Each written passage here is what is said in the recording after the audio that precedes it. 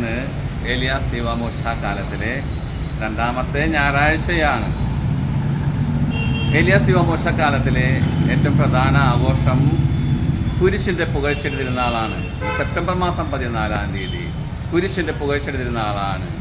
Constantine ചക്രവർത്തി AD 326 ആകാശത്ത് കുരിശ് കണ്ട് ആ കുരിശിൻ്റെ ശക്തിയാൽ വിജയം യുദ്ധത്തിൽ വരിക്കുകയായിരുന്നു.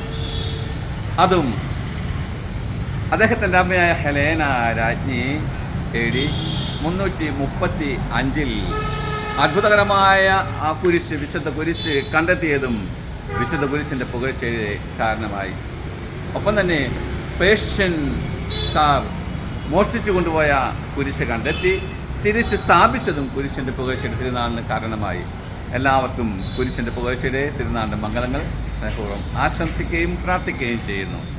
ഇന്നത്തെ പഴയ നിയമത്തിലെ ഒന്നാമത്തെ വായനയിൽ നാം കാണുക സംഖ്യയുടെ പുസ്തകത്തിലുള്ള വായനയാണ്. മോശയ്ക്കെതിരായി ഇസ്രായേൽ ജനം പിറുപിറുക്കുകയാണ്. തേനും പാലും ഒഴുകുന്ന കാനാൻ ദേശത്തേക്ക് കൊണ്ടുപോകാം എന്ന് പറഞ്ഞിട്ട് അവരുടെ ജീവിതത്തിൽ സഹനങ്ങൾ വന്നപ്പോൾ അവർ മോശയ്ക്കും ദൈവത്തിനുമെതിരായി പിറുപിറുക്കുകയാണ്.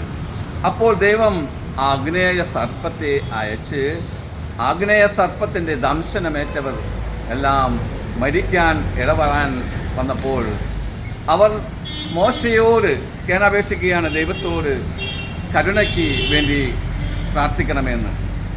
കരുണയ്ക്ക് വേണ്ടി മോശ ദൈവത്തോട് പ്രാർത്ഥിച്ചു. ദൈവം ഇപ്രകാരം പറഞ്ഞു, നീ മരുഭൂമിയിൽ ഒരു പിച്ചള സർപ്പത്തെ ഉയർത്തുക എന്ന്. ആ പിച്ചള സർപ്പത്തെ നോക്കി അവർ രക്ഷപ്പെടുമെന്ന്. അങ്ങനെ സർപ്പദംശനമേറ്റ എല്ലാവരും പിച്ചള സർപ്പത്തെ നോക്കിയപ്പോൾ രക്ഷപ്പെടുകയായിരുന്നു. ഇതുപോലെ യേശുവിനെ നോക്കുന്നവരും രക്ഷപ്പെടും. കുരിശിൽ മരിച്ച യേശുവിനെ നോക്കുന്നവർ പുതിയ നിയമത്തിൽ നാം കാണുക, ആ കുരിശിൽ നോക്കിയവർ രക്ഷപ്പെടുമെന്ന്.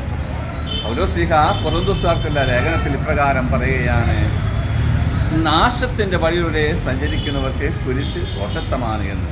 എന്നാൽ രക്ഷയുടെ വഴിയുടെ നടക്കുന്നവർക്ക് കുരിശ് ദൈവത്തിൻ്റെ അനുഗ്രഹമാണ് എന്ന്. കുരിശില്ലാതെ കിരീടമില്ല.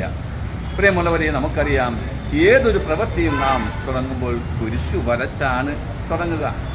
പ്രഗത്ഭനായ ഫുട്ബോൾ കളിക്കാരനായ നെയ്മാർ, ഫുട്ബോൾ താരം, അദ്ദേഹം മായാജാലം സൃഷ്ടിക്കാൻ കോർട്ടിൽ ഇറങ്ങുന്നത് കുരിശു വരച്ചുകൊണ്ടാണ്, ആ വലിയ മനുഷ്യൻ.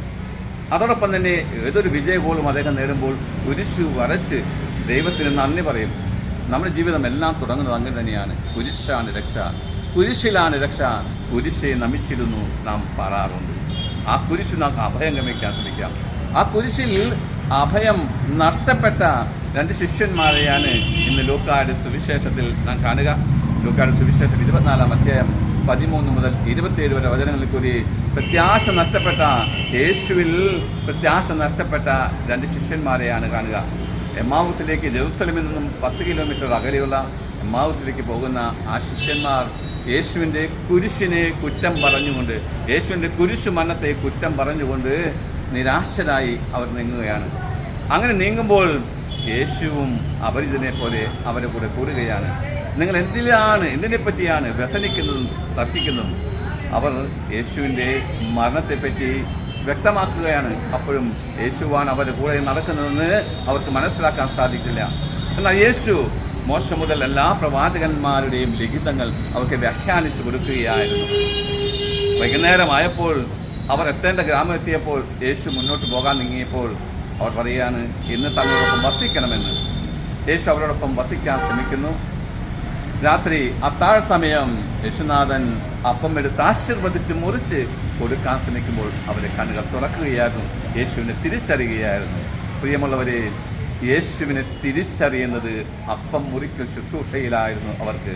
നമ്മുടെ ജീവിതത്തിലും യേശുവിനെ തിരിച്ചറിയാൻ നമുക്ക് സാധിക്കണം. പ്രത്യാശ നഷ്ടപ്പെട്ടു പോയാൽ, സഹനങ്ങൾ നാം പ്രത്യാശ നഷ്ടപ്പെട്ടവരായാൽ ആ യേശുവിൻ്റെ കൃപ നമുക്ക് സ്വീകരിക്കാൻ സാധിക്കുകയില്ല.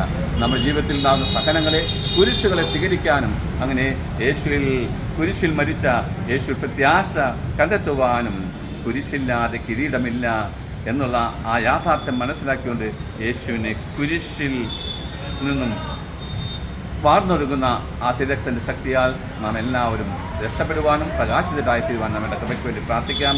ഈ കുരിശിൻ്റെ പുകഴ്ച തിരുനാൾ ദിനത്തിൽ യേശുനാഥൻ നമ്മെല്ലാവരെയും ആശീർവദിക്കട്ടെ, അനുഗ്രഹിക്കട്ടെ. നിത്യം പിതാവും പുത്രനും പരിശുദ്ധാത്മാവുമായ സർവേശ്വര എന്നേക്കും ആമേൻ.